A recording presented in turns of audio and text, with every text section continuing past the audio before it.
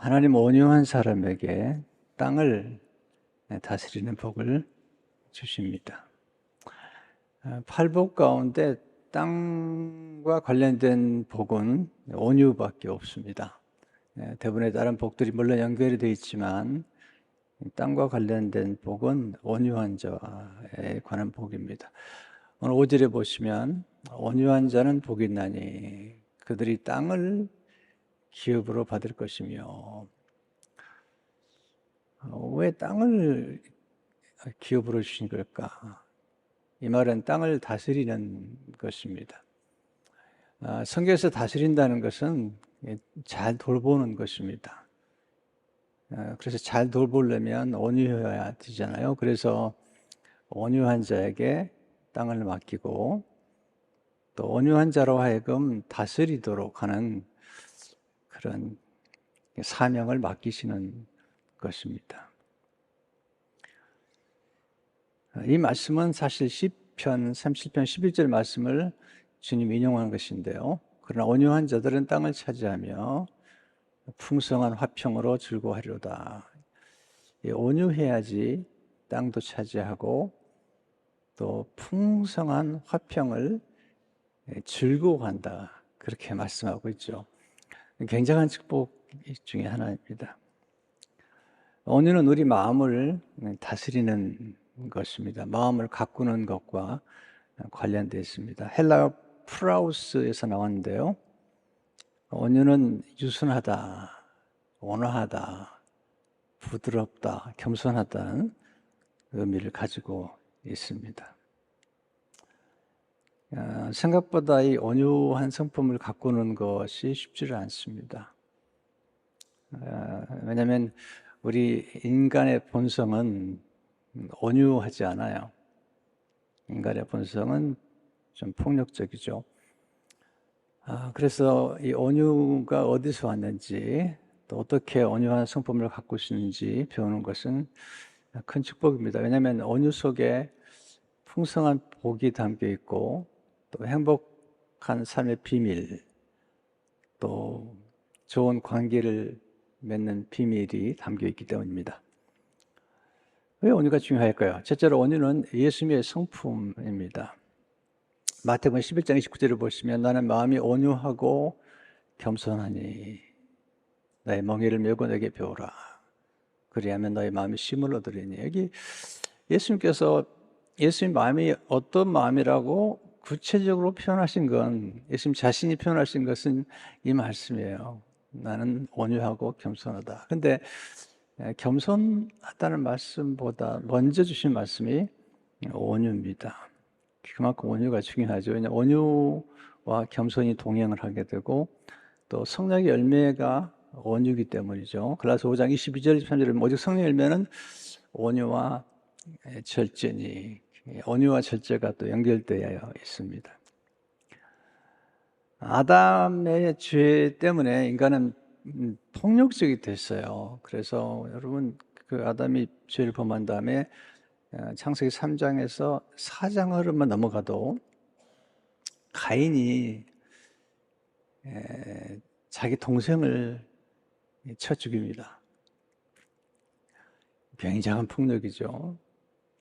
나중에 창세기 6장에 가면은 온 세상에 강포가 가득 찼다. 이 강포란 말은 폭력 가득 찼다.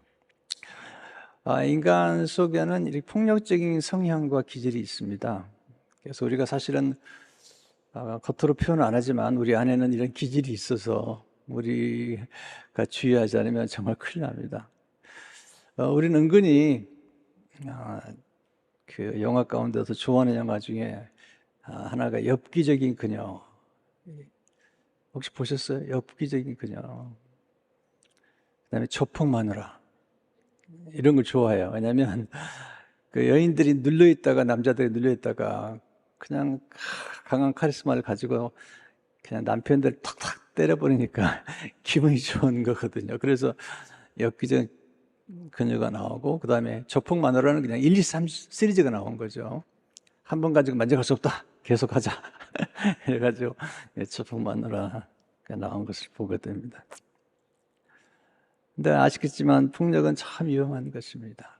언어의 폭력, 또 육체적 폭력 다 아주 위험한 것이고, 가정을 파괴하고 관계를 파괴하고, 가장 무서운 것은 자신을 파괴하는 것입니다. 온유란 뜻이 뭘까? 척순이들 목사님은 이제 성경 외의 문헌에서 온유를 이렇게 얘기하고 있어요. 길들인 야생마의 상태가 온유하다. 야생마인데 길들였어요. 또 격한 격정을 누르뜨리는 잘 선택된 온유한 말, 친절한 말이죠. 또 상처의 쓰림과 열을 없애주는 기름을 온유라고 합니다. 또 플라톤의 작품에서는 아이가 유사에게 살살 치료해달라고 이때 아이가 쓴 말이 온유입니다. 점잖고 예의 바르고 재치 있고 다른 사람들에게 존경과 존엄으로 대하는 사람들을 온유한 사람이라고 얘기하고 있습니다. 예수님의 모습 가운데 온유의 모습은 겸손과 순종으로 나타납니다. 그러니까 온유해야만이 겸손할 수가 있고 또 순종할 수 있기 때문에 온유란 성품이 중요하죠. 빌립보서 2장 8절을 보시면 사람의 모양으로 나타나서 자기를 낮추시고, 자기를 낮추는 게 쉬울까요? 쉽지 않습니다. 선택하고 자기를 철저히 낮추는 것, 겸손이죠. 죽기까지 복종하셨으니 우리는 거역하거나 반항하는 걸 좋아하지 그게 또 멋있어 보이잖아요. 그러나 복종하는 건 쉬운 게 아닌데 온유가 겸손과 복종을 낳는 것입니다. 그래서 온유해야만이 우리가 하나님의 뜻을 따를 수가 있습니다. 우리는 우리의 뜻보다 하나님의 뜻을 소중히 여긴다고 하면서도 우리 자신의 뜻을 꺾지 못하고 그 뜻대로 살려고 할 때가 많죠. 그런데 온유한 사람은 자기의 뜻을 꺾고 하나님의 뜻에 순종하는 것을 보게 됩니다. 두 번째, 온유란 따뜻하고 부드러운 성품입니다. 온유란 말은 따뜻할 온과 부드러울 이유의 합성어입니다. 참 제가 좋아하는 단어죠. 따뜻하고 부드럽다. 따뜻할 온은 따뜻하다, 온화하다, 순수하다, 그 다음에 원만하다. 원만한 게 중요하잖아요. 원만하다. 또 부드러울 이유는 성질이 화평하고 순하다, 여리다, 복종하다는 뜻을 내포하고 있습니다. 여러분, 살아있는 건 다 부드럽고 그리고 따뜻하고 유연합니다. 어린아이들 보십시오. 얼마나 유연한지 몰라요. 봄 기운은 따뜻하잖아요. 그러면 그 만물이 소생하는 걸 보게 됩니다. 반면에 죽어가는 것은 차갑고 딱딱합니다. 임종의 순간을 지켜보거나 또는 이제 장례에 우리가 가보면 시신은 차갑고 딱딱합니다. 그래서 가정도 아주 좋은 가정들은 따뜻합니다. 교회도 건강한 교회, 성장하는 교회를 가보면 참 따뜻해요. 반응이 좋고요. 근데 죽어가는 교회는 아주 차갑습니다. 아주 엄격합니다. 너무나 뭐가 많아요. 이것도 안 되고 저것도 안 되고 그러니까 안 되는 겁니다.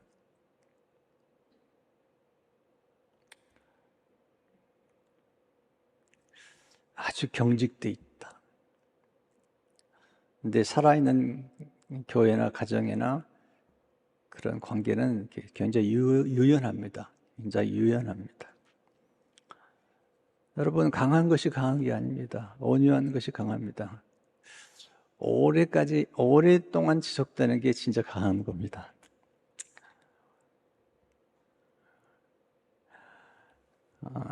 그래서 강한 것들이 다 사라지죠. 여러분, 고양이 얼마나 많아요. 또 반려견도 얼마나 많아요. 근데 호랑이, 코끼리, 사자, 갈수록 지금 이제 사라지지 않습니까? 거센 폭풍우가 몰아치면 딱딱한 소나무가 부러집니다. 근데 버들나무는 유연하기 때문에 자기를 낮춰요. 그래서 살아남죠. 중국의 현인은 이런 말을 했어요. 지극한 부드러움은 천하의 지극한 견고함도 깨뜨릴 수 있다. 그렇죠? 물방울이 계속 떨어지면 바위를 뚫잖아요. 부드러움을 지키는 것이 강함이라 한다. 참 우리 가슴에 새기고 싶은 말이죠. 부드러움을 지키는 것이 강함이라 한다. 나무를 통해서 이제 우리가 그 온유함을 배우는데, 나무는 수용을 잘하잖아요. 포용을 잘합니다. 나무가 오래 살아있는 까닭은 뭐냐면 다 포용하기 때문에 살아있는 거예요. 장경식 교수님이 쓴 책에 보면 나무의 온유함을 이렇게 기록했어요. 나무는 온유함의 모범을 보여줍니다. 나무는 자신에게 찾아온 햇빛이나 빗방울을 피하지 못합니다. 나무는 자리를 벗어날 수 없습니다. 자신에게 찾아오는 자극을 견딜 수밖에 없습니다. 나무는 오히려 자신에게 찾아오는 자극을 수용합니다. 나무는 수십 년 또는 수백 년 동안 자신이 견뎌온 비와 바람을 웅변적으로 증언하고 있습니다.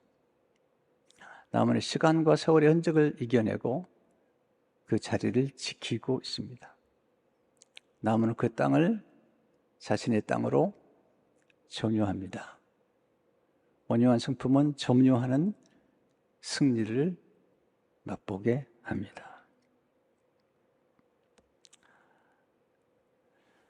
오랫동안 인내하고 그리고 모든 걸 수용할 때 참 놀라운 결과를, 나무는 서두르지 않잖아요. 나무는 고요하고 그리고 자리를 지키고 결국은 땅을 차지하잖아요.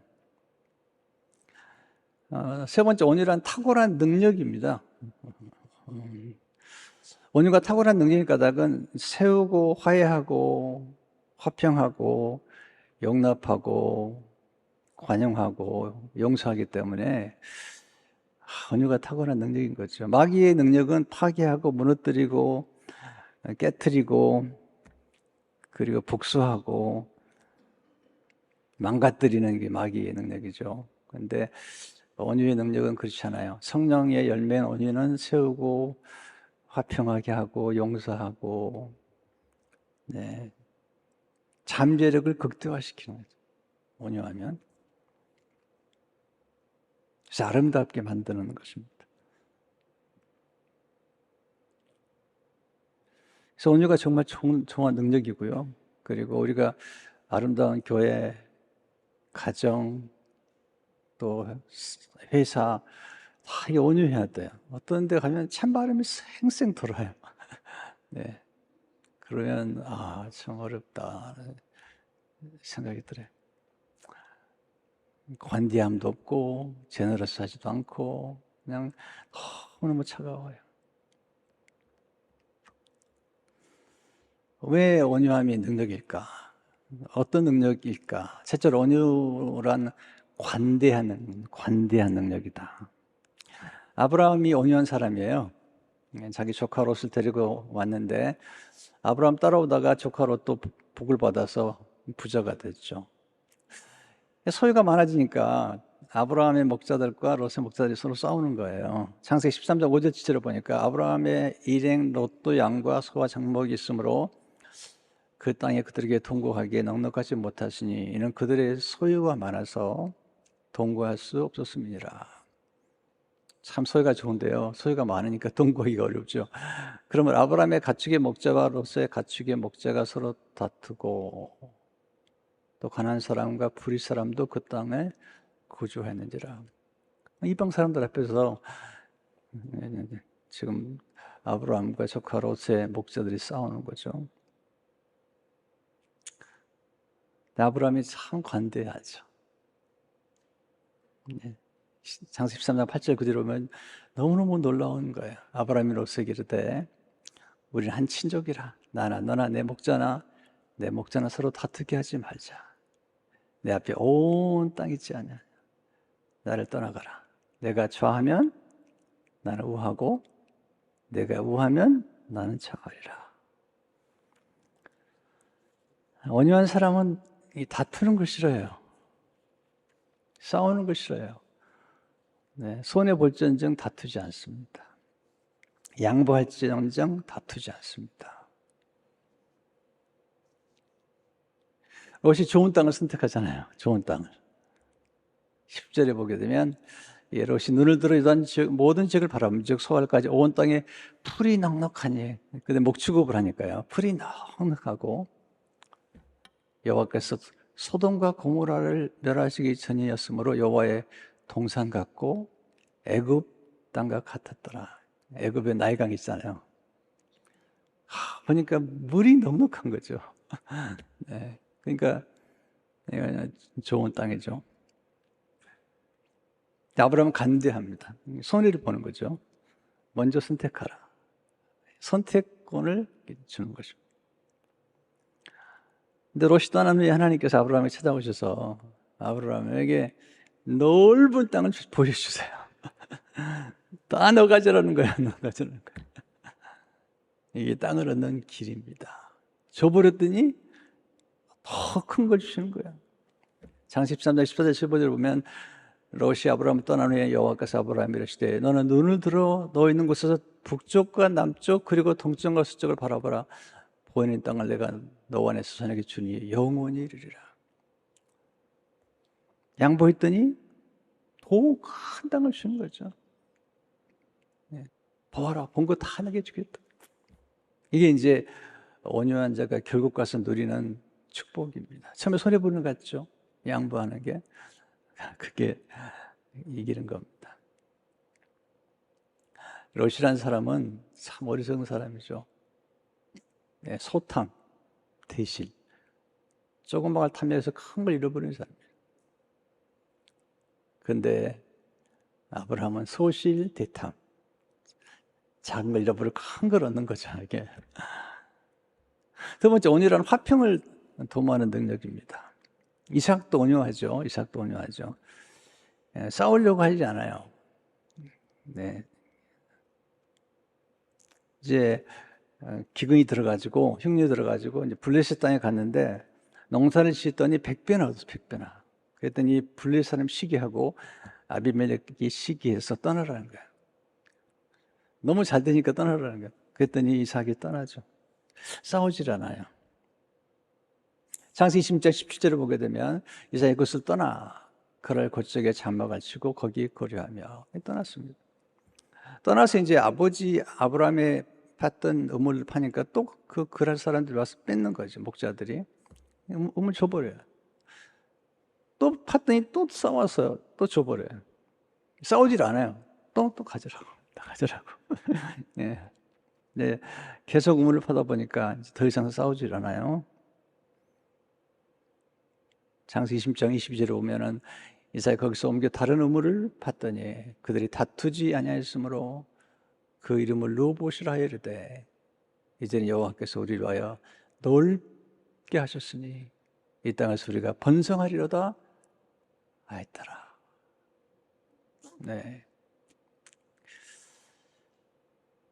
나중에 이제 이삭이 창성해지니까 그냥 자기를 질투하고 떠나라고 했던 아비멜렉도 찾아와서 화친을 맺자는 거죠.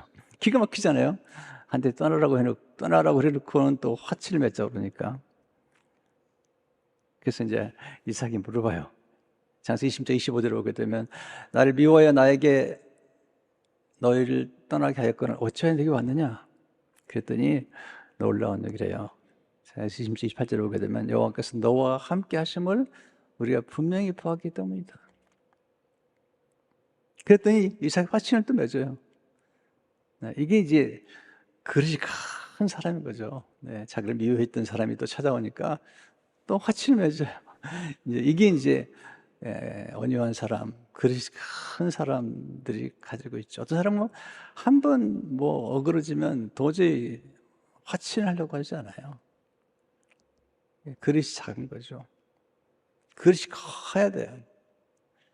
바다같이 크면 바다는 다 품잖아요. 바다에 들어온 거 다 품잖아요. 품어서 거기서 살리고 소생하고 키우고 그러잖아요. 이삭은 온유한 사람이죠. 이스마엘이 그를 핍박할 때도 싸우지 않아요. 아버지가 제물로 바쳐도 순종해요. 이삭이 복을 받는 것입니다. 세 번째, 온유란 적응하는 능력입니다. 이게 이제 요셉도 온유한 사람이에요. 요셉도 형들이 미워해가지고 애국에 팔았잖아요. 근데 잘 적응해요. 새로운 문화에서 잘 적응해요. 실력은 실력은 적응력이죠. 시대 상황에 잘 맞춰 적응하고 또 낯선 사람들에게 잘 적응하고 이게 소중한 겁니다. 교회도 적응력이 좋아야 돼요. 교회가 성장하는 교회의 특징이 뭔지 아세요? 새로운 분들을 자꾸 받아들이는 거예요. 또 새로 오신 분들은 또 잘 적응하고. 어떤 교회는 새로운 사람들을 싫어해요. 너무너무 싫어해요. 교회 어리다인 분들이 너무너무 싫어해요. 왜 교회가 성장해야 되는지 모르겠다고 막 기분 나빠해요.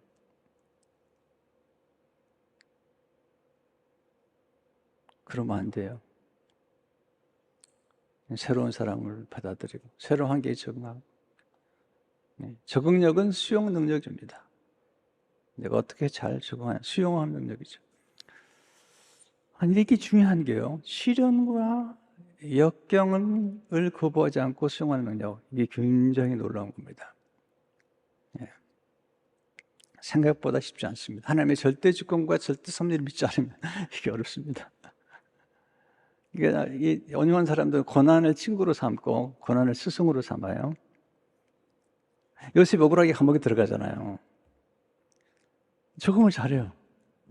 누구도 원망하지 않아요. 온유한 사람의 특징이 뭔지 아십니까? 머무는 곳에서 최선을 다하는 거예요. 머무는 곳에서 꽃을 피우고 열매를 맺는 것입니다. 때가 찰 때까지.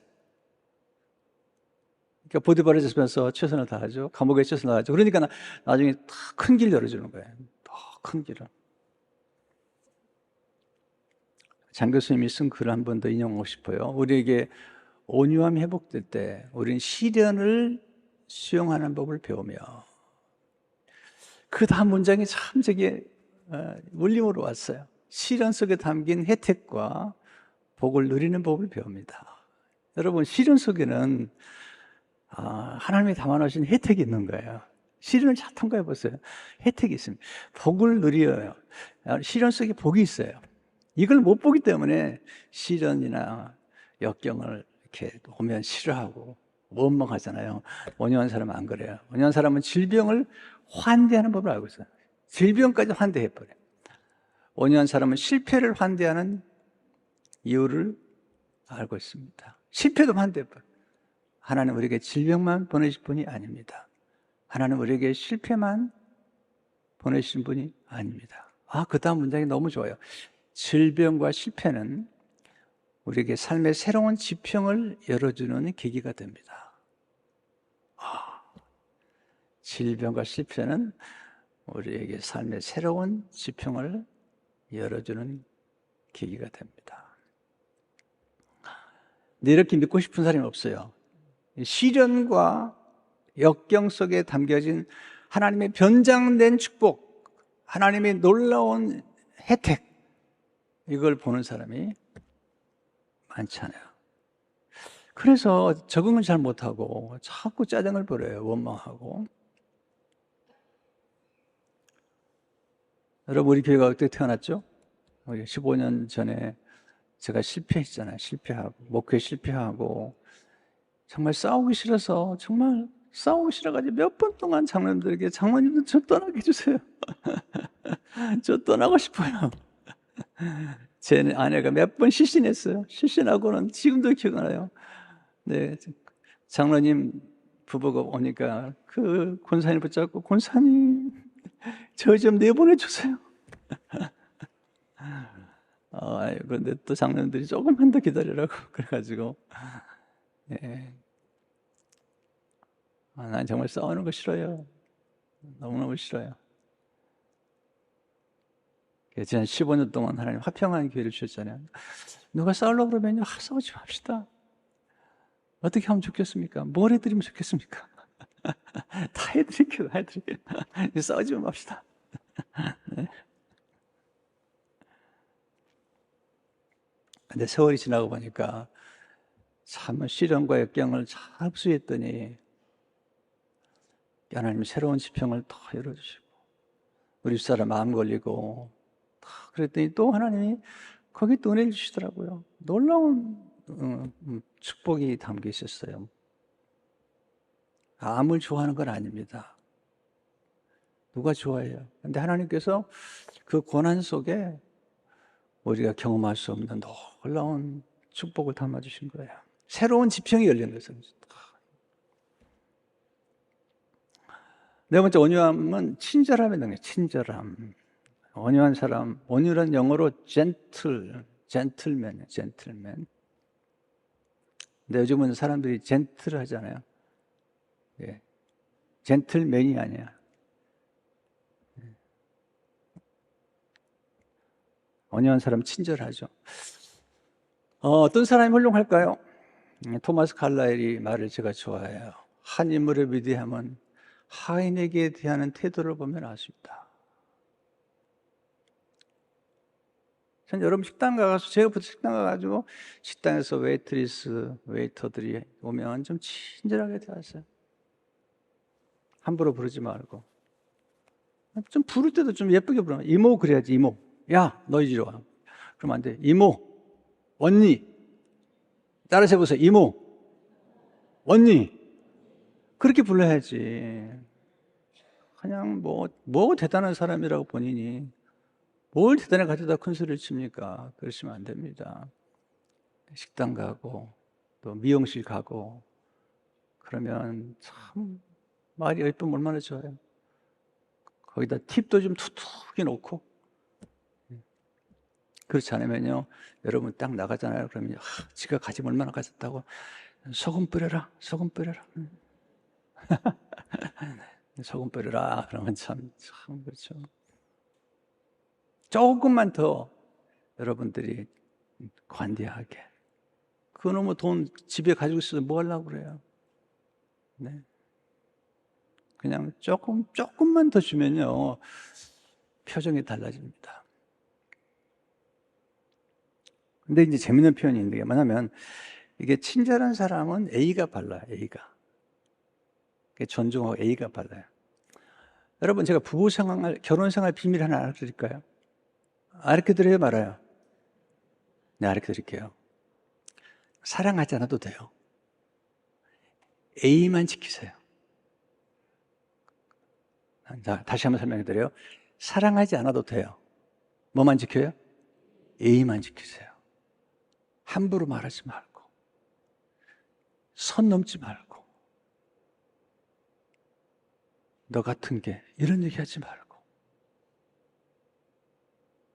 여기 카인드네스란 말의 원래 어원 중에는 킨드레드라면 킨스맨. 이게 뭐냐면 친척이란 뜻이에요. 그러니까 친절한 사람, 우리가 친절하게 해야 될 대상은 누구냐면 가족이에요, 가족. 친족이잖아요. 근데 우리는 참 놀라워요. 우리 한국 사람들은요, 한국 남자들은요, 밖에 나간 모든 여자에게 친절한데 자기 마누라한테는 친절하지 않아요. 정말 저한테가 놀라운 걸 발견했어요. 밖에 나가면 아주 예의가 바라요. 또 여러분 교회 오면 또 얼마나 애절히 바라요. 장로님, 집사님, 근데 자기 남편이 장로야. 집에서 가면 장로들 안 불러 그냥. 여보, 이리 와. 여러분 부탁드려요. 사랑하지 않아도 돼요. 애절만 지켜도 가정이 안 깨져. 저는 깨어진 가정들을 수없이 봤는데 죄송하지만 그 가정들이 대부분이 가장 사랑해야 될 대상한테 함부로 대하는 거예요. 무례하게 대하는 거죠. 사랑은 무례히 행치 아니하며. 여러분 자녀들에게 얼마나 함부로 말해요. 우리 조금만 친해지면요, 우리 말 놉시다. 그때부터 문제가 되는 겁니다. 여러분, 언어가 중요하잖아요. 언어가 중요하잖아요. 마더 테레사가 한 말, 친절한 말은 짧고 쉽게 말할 수 있다. 그러나 그 메아리는 참으로 끝없이 울려 퍼진다. 이 반복하지 많이 잊어버리니까 결혼 생활 잘하는 비결, 사랑하지 않아도 됩니다. 뭐 말하고요? 예의만 지키십시오. 선만 넘지 마십시오. 네. 오늘 짧게 해야 되는데 지금 끝내야 돼요. 2부 예배 때문에. 네. 그냥 끝낼까요, 여기서? 또 그러면 안 되잖아요. 그래서 빨리 끝낼게요. 5번째, 온유란 자신을 다스리는 능력이죠. 여러분, 땅을 다스리려면요, 땅을 기업으로 준다는 땅을 다스리라는 거예요. 돌보라는 건데, 땅을 다스릴 줄 아는 사람은 먼저 자기를 다스려야 돼요. 그래서 진짜 훌륭한 사람은 자기를 다스리는 사람이죠. 근데 자기를 다스리는 사람이 많지 않아요. 특별히 복수심, 용서하지 않는 마음. 요셉 보면요, 다 용서해. 축복해줘. 모세도 처음에는 욱했어요. 욱하는 사람, 모세가. 그래서 애굽 사람 쳐 죽였죠. 나중에 보면 참 온유했어요. 여러분 누구를 만났을 때 그 사람과 한 얘기는 다 잊어버려요. 잊어버리고 얼마나 온유했는가, 얼마나 친절했는가 생각하는 겁니다. 제가 가끔 참 놀라운 일을 경험하는데요. 한 번은 이제 우리 교회 말고 다른 분들이 손님이 이제 저희 교회 가끔 오시잖아요. 오시면 이제 저하고 개인적으로 만나려고 오시는 분들이 계세요. 그러면 이제 목사님들 만나고 어떻게 만나고 나면 제가 이렇게 할 수만 있으면, 특별한 다른 약속이 없으면 할 수만 있으면 배웅을 해드려요, 이렇게. 근데 제가 무슨 얘기가 듣냐면요, 내가 2시간, 3시간 동안 참 기가 막힌 그런 지혜를 나눠 들었지만 하나도 기억하지 않고, 목사님 박희년까지 와서 배웅해 주신 게 오래 기억이 남아요.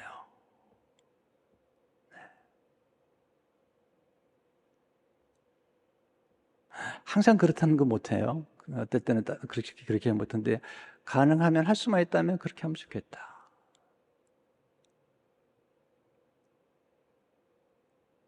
지금 돌아가셨지만 제가 서울신학도 다닐 적에 교수님 한 분이 계셨어요. 그분이 성심여대 교수님이셨는데 국문학, 한문을 가르치신 분이셨어요. 그런데 숙제를 내야 되는데 제가 숙제가 좀 늦어져서 집으로 가게 됐어요. 교수님, 제가 며칠 늦었는데 집으로 갔다 오겠습니까? 오라고. 이야, 근데 그 교수님께서 들어오시라고, 전도사님 들어오시라고. 혹시 식사 안 하셨나고 그 접대해 주시고, 그리고 나가는데 문 밖까지 나와서 부부가 가득 인사를 하시는 거예요. 그 교수님 잊지를 못해요. 얼마나 탁월한 분인지 몰라요. 진짜 탁월한 교수님이세요. 그런데 그 신학생을 전도사님이라고 대하고, 그냥 그것만 생각하면요 늘 마음속에 감동이 와요. 나도 저렇게 살았으면 좋겠다, 그런 생각이 들어요. 온유함으로 마음의 정을 갖고 싶시오. 왜냐하면 온유함이 중요할까요? 온유함으로 숨은 사람을 갖고 싶시오. 결혼 3장 3절을 보게 되면 오직 마음에 숨은 사람을 온유하고, 온유하고 안정 고요한 것, 온유함으로 말씀을 받으셔야 돼. 그래야지 말씀 열매를 맺잖아요. 야고보 1장 10절을 보면 말씀을 온유함으로 받으라. 온유함으로 받으라. 또 전도할 때도 그렇잖아요. 들으면서 3장 15절을 보면 소망에 관한 이런 문장에 대답할 것을 준비다. 온유와 두려움으로 하라. 온유함으로 끝맺음을 잘 하셔야 돼요.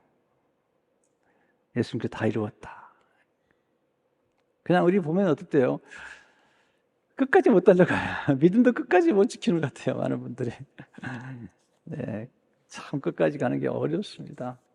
근데 온유해야 돼요. 그냥 홧김에 그만두고 홧김에 그냥 어떤 결정을 내리면 참 나중에 후회를 많이 하잖아요.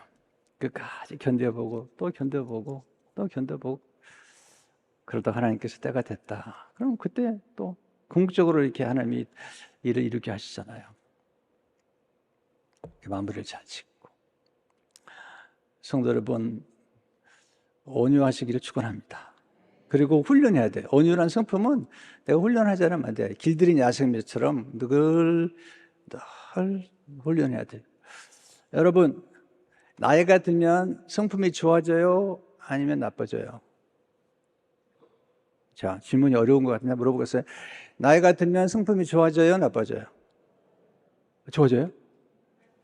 사람에 따라 달라요. 네. 꾸준하게 성품을 가꾸는 사람들은 나이가 들면 멋있어요. 진짜 멋있어요. 근데 그렇지 않은 사람들은 아시죠? 네. 기도하겠습니다.